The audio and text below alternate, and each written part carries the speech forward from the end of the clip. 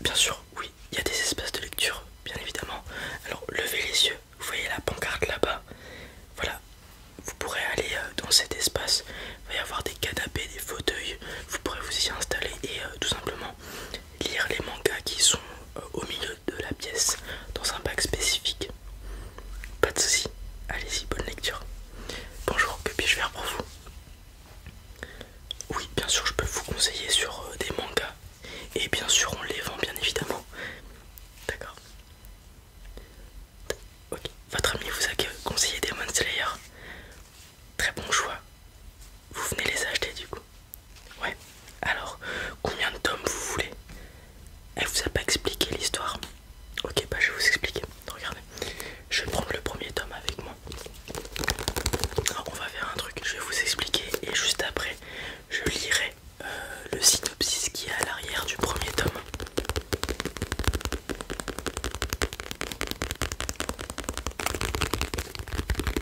Bon, normalement, c'est un manga qui plaît à tout le monde, notamment aux personnes de votre âge, donc il n'y aura pas de soucis.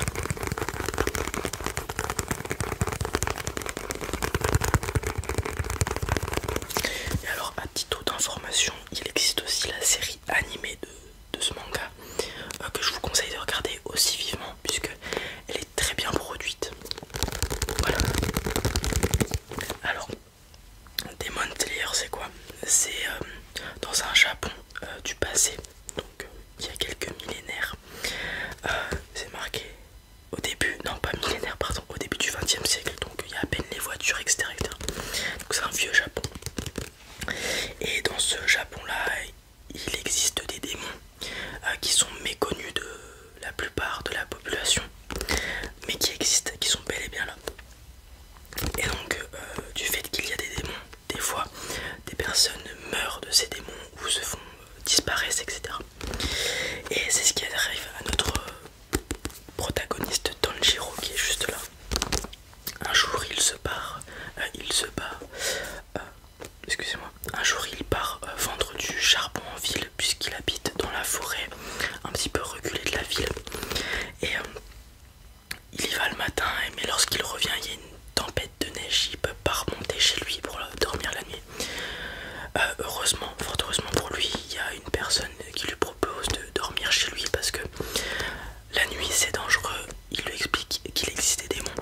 Tanjiro sur le coup n'y croit pas trop, mais accepte et dort chez lui parce qu'il est vrai que la tempête de neige est assez forte et qu'il peut pas se permettre de remonter dans ces conditions. Donc il passe la nuitée là-bas et lorsqu'il repart de beau matin le lendemain, il arrive chez lui dans une maison saccagée, remplie de sang, les corps de toute sa famille par terre. Et il est foudrage. La seule personne encore vivante, c'est sa sœur, enfin une de ses sœurs que vous pouvez voir juste ici, qui est Nezuko. Malheureusement, il y a un petit problème, elle se comporte pas comme d'habitude et elle va même jusqu'à l'attaquer. Et par chance, il tombe à ce moment-là sur un chasseur de démons qui lui explique que sa sœur est devenue une démone. Et alors il n'y croit pas et il dit je vais tout faire pour la soigner. Et donc par chance le tueur de démons, donc le chasseur de démons, lui explique que s'il arrive à le battre, il ne tuera pas sa sœur. Donc, il essaye tant bien que mal, sauf qu'il n'y arrive pas. Et il affronte donc Tanjiro, le personnage principal. Sauf qu'à un moment, il lui assène un coup qui le met dans le mal. Et c'est à ce moment-là que sa sœur, qui est devenue démon, qui est censée manger les humains, ne vient pas l'attaquer, mais vient le protéger. À ce moment-là, le chasseur de démons estime donc que il a peut-être raison qu'il va pouvoir la soigner puisqu'il y a quelque chose de différent avec sa sœur. Et il lui met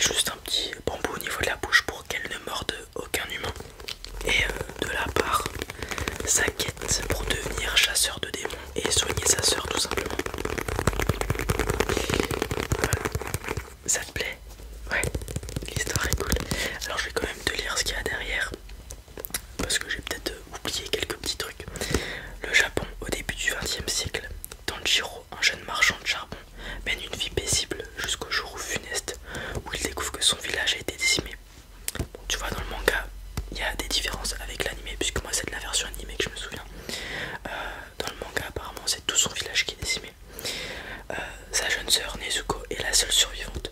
Mais depuis cette effroyable tragédie, elle semble possédée. Afin de sauver sa sœur et de se venger de sa famille, Tanjiro entame une longue quête dans les pas des mystérieux pourfendeurs de démons. Donc voilà, une histoire avec des katanas qui tournent autour des démons, etc. Avec des capacités que tu verras par la suite. C'est très bien ficelé, très bien trouvé et c'est assez cool. Les personnages sont très attachants. Il y a de forts liens amicaux et familiaux dans ce manga. C'est vraiment très bien écrit. Donc voilà, ça te plaît du coup? Ouais. Tu veux combien de tomes pour commencer? 4. Ok. Donc bah je suis le premier en main tout simplement. Tu peux voir Tanjiro et sa sœur Nezuko. Tanjiro c'est l'aîné de sa fratrie et Nezuko, si je ne dis pas de bêtises, c'est celle qui le suit en âge. Donc voilà pour le tome 1. Pour ce qui est du tome 2, il est juste là. En plus, ce qui est vraiment cool avec ce manga, c'est qu'il n'est pas lent. C'est-à-dire que on apprend toujours des choses, on s'amuse toujours, il y a toujours des choses qui se passent. Il n'y a pas de phase un peu neutre où on sent que c'est un peu long. Vraiment, il est très bien écrit.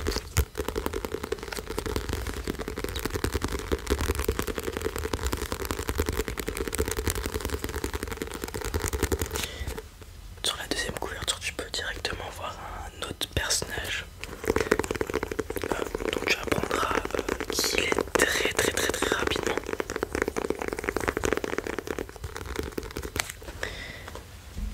Pareil pour ce qui est du tome 3, encore une fois un nouveau personnage très apprécié par la communauté de ce manga que tu connaîtras très rapidement aussi.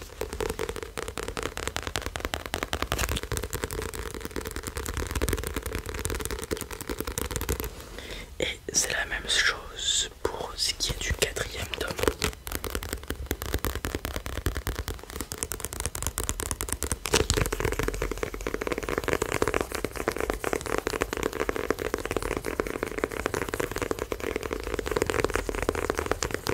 Donc voilà pour ce qui est des 4 tomes que tu m'as demandé. Est-ce qu'il te faudrait autre chose?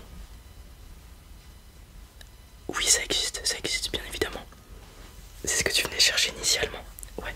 Alors bien sûr qu'il existe des mangas où on suit l'histoire d'un mangaka qui essaye de faire parvenir son œuvre au grand public. Voilà, tu veux que je t'en présente? Ouais. Alors moi, une que j'apprécie, c'est Yellow Pen, la plume de feu. Pourquoi? Parce que c'est pas juste un manga où tu vas suivre l'histoire du protagoniste qui est un mangaka et qui essaye de juste faire découvrir son œuvre au grand public, puisque dans ce manga aussi il arrive des péripéties plus ou moins ardues au protagoniste qui du coup l'empêche, lui met des embûches dans son envie de publier son manga. Et ce qui est cool aussi avec ce manga, c'est que ça t'apprend tous les termes liés à ce monde de mangaka, de dessinateur. Ça t'apprend beaucoup de choses. Donc vraiment pour moi c'est le manga par excellence dans ce type là spécifiquement, parce que à côté tu as des péripéties qui arrivent au protagoniste et tu apprends beaucoup de choses en même temps. Alors il date un petit peu, mais il n'y a pas de souci. Par exemple, là on est sous l'édition de 2005. Mais regarde, tu peux le voir, hein. C'est très bien dessiné, il y a beaucoup d'espace. Au tout début, tu peux voir, donc comme je te l'ai dit, les choses qui t'apprennent, les termes liés à ce travail de mangaka qui sont juste là. Tu vois par exemple, bêta noircissement, c'est remplir un espace avec du noir. Le blanc, c'est un terme général pour désigner l'encre blanche et le liquide correcteur